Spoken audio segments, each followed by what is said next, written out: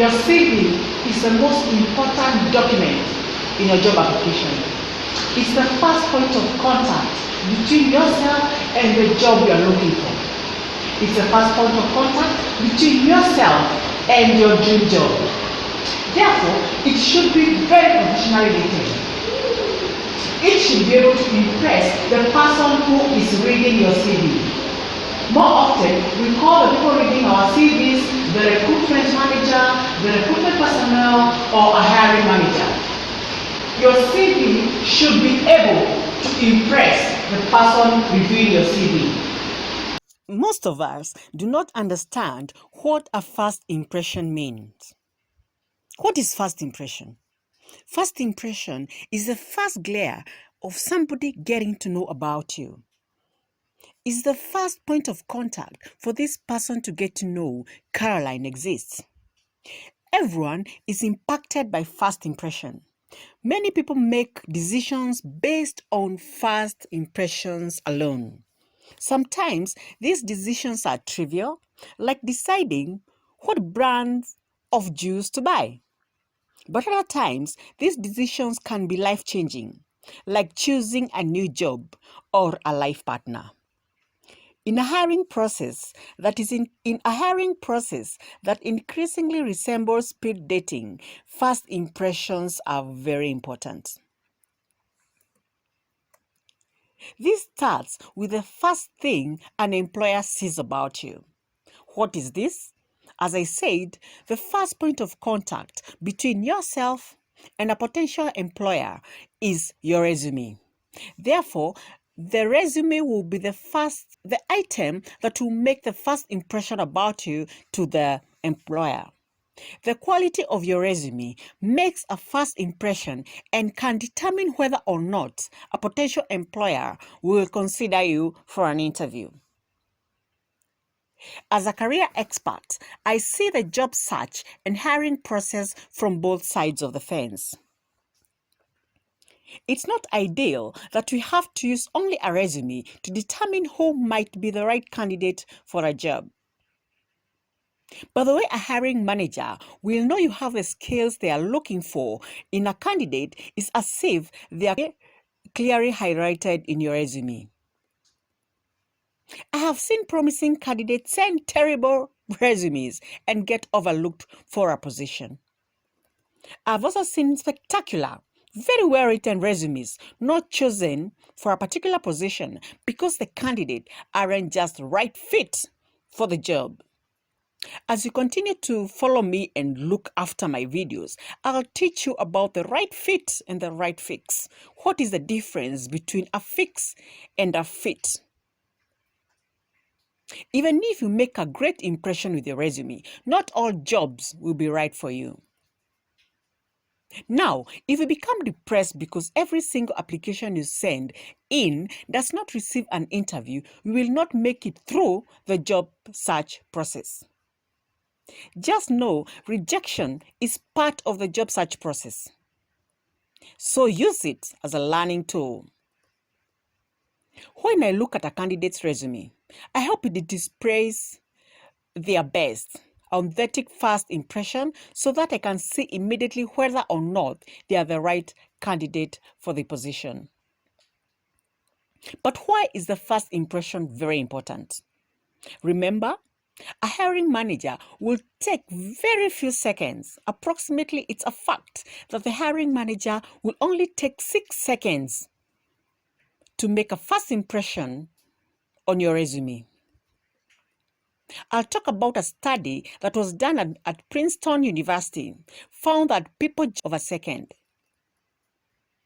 Another study from the University of Toronto went further to demonstrate that first impressions are so powerful. Even being presented with conflicting facts will not change them. That means once a first impression is messed up, even though you cover it up with 100 good impressions, the first impression will still stand as a bad impression. Therefore, be very careful when you're sending out your resume.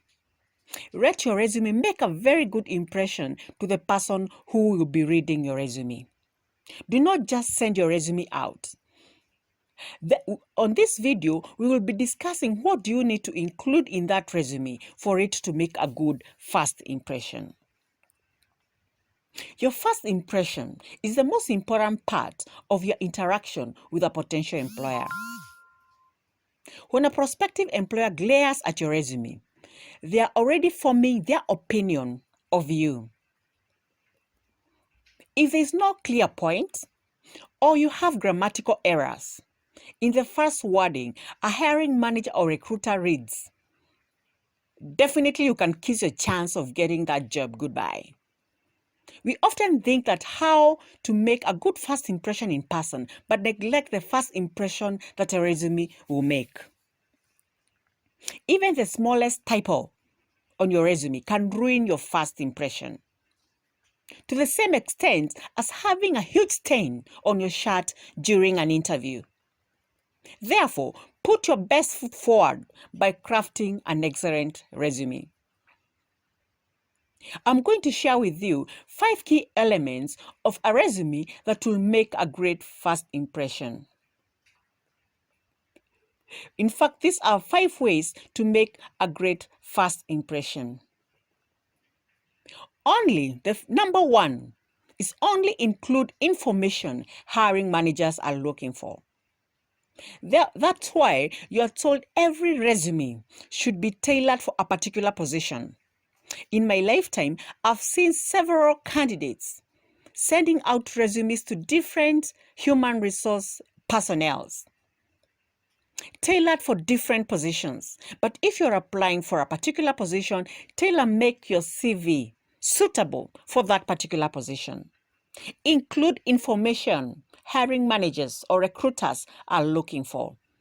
Every hiring manager has questions that your resume must answer in order to make them interested in pursuing a phone or in-person interview. The main question a hiring manager wants answered are, can you do the job? Or will you be a good fit in our company's environment? That talks about the company culture. Will you be a good fit within that culture? If hiring managers have some resumes that present this information upfront, they are less likely to take additional time out of their day to address any unanswered questions on your resume. Other important questions that a hiring manager wants answered within your resume include, when are you available to start? Have you been hopping from job to job? If a recruiter looks at your resume and sees big gaps within your resume, just sense danger. But on the other end, you could still be able to explain why there are gaps on your CV. Things like employment gaps and having many jobs within a very short time are not deal breakers. But being able to explain is very essential. Use the information on the job posting to cater for your resume. The hiring managers knows what is going to be the best fit for them, their current team, and their project needs. So, if you don't present this to them clearly on your resume, you will be overlooked. The second area that you should be very keen about is write professionally and flawlessly. You either have the qualifications the hiring manager is looking for, or you do not. The same way you would wear your best suit to an interview, you should present your very best on your resume. You cannot control the visual presentation of your resume, the quality of the content on your resume, and the alignment of the content to the job description. To achieve a flawless resume and cover letter, you might need help. And that is why Factual HR is here to guide you. The quality of writing on your resume reflects directly on the quality of job candidate the hiring manager or recruiter will think you are. If you write a resume that is not flawless, that is full of so much clutter, the hiring manager would also think that this person will not be a good fit in our organization. And this first impression correlates with the caliber of the interviewees you'll be able to get. So your first impression starts off with a perfectly written resume.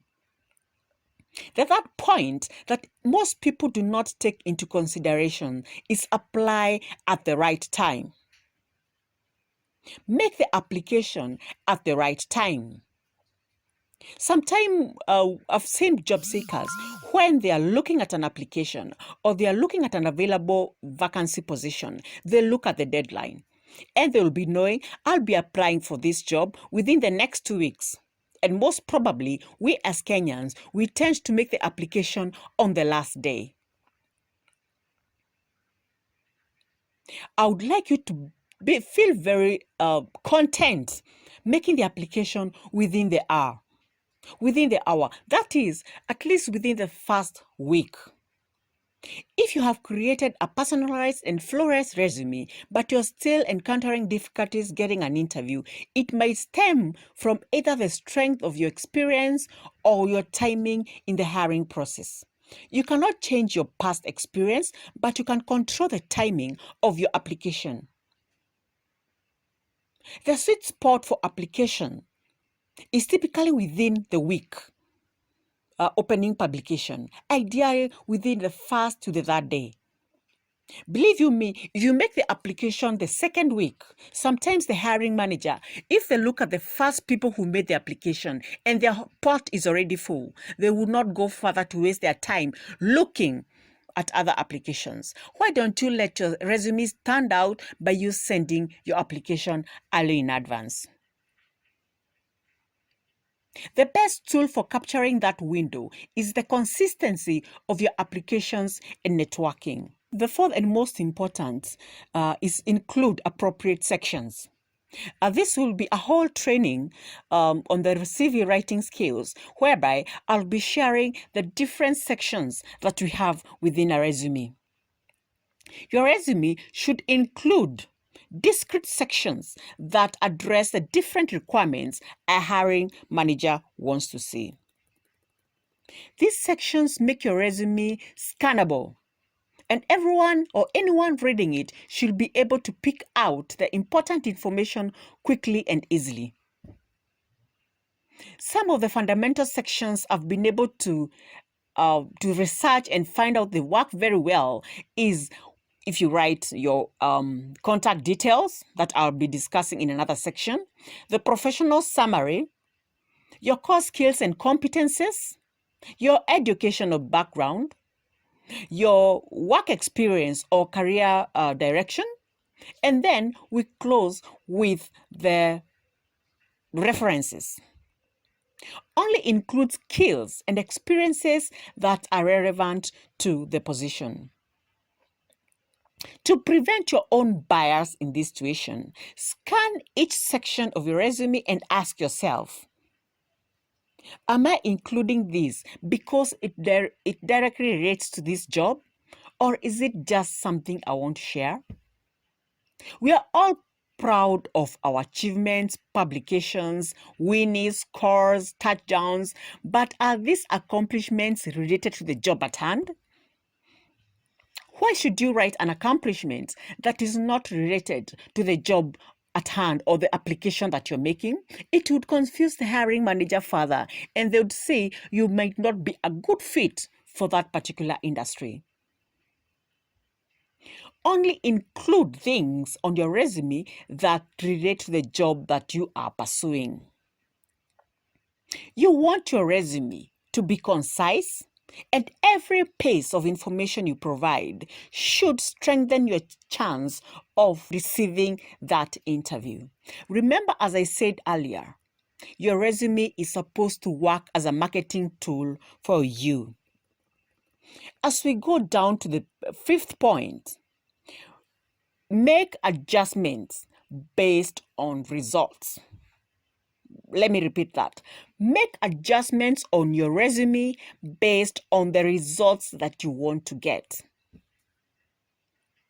If you have created a result-driven flawless resume and are consistently applying for industry-specific positions but are not getting interviews, Your CV is lacking in either content or delivery.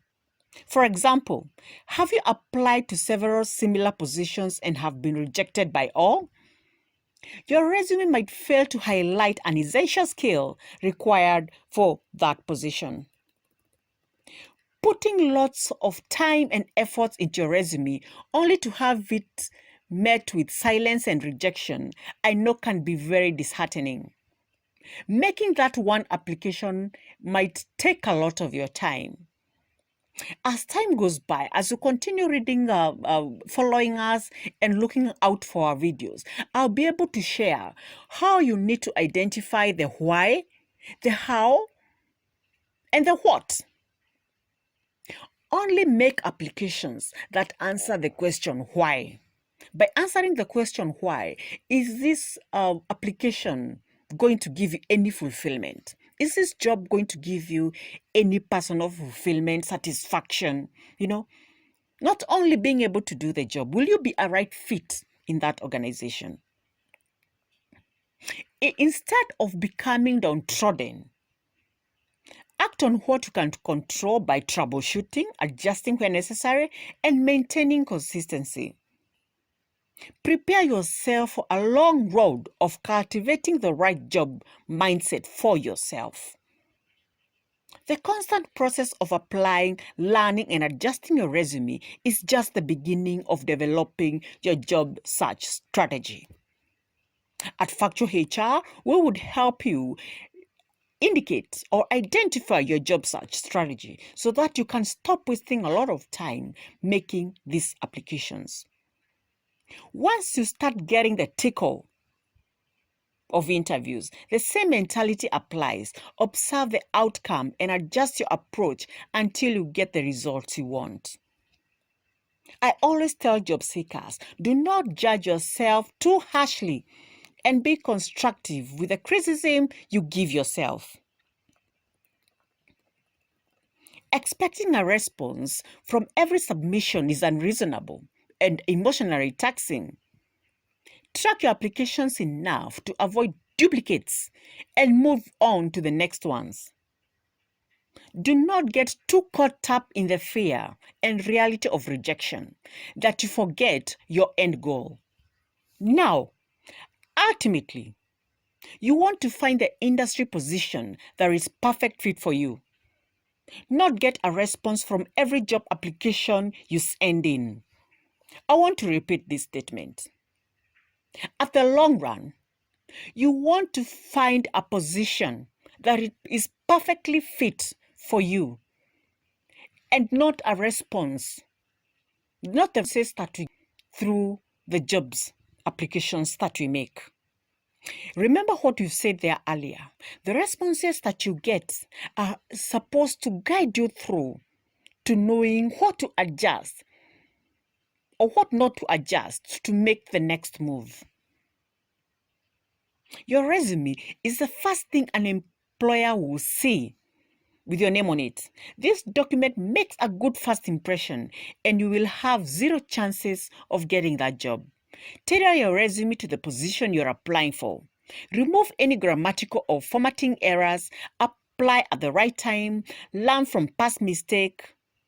As a Master's of Science Human Resource Management, I have a high value and I can be able to help you with your resume. Follow us. Do not forget to share with me your experiences. If you need my input in any way to help you in your job search strategy, please get in touch with me. Thank you for watching this video. Goodbye.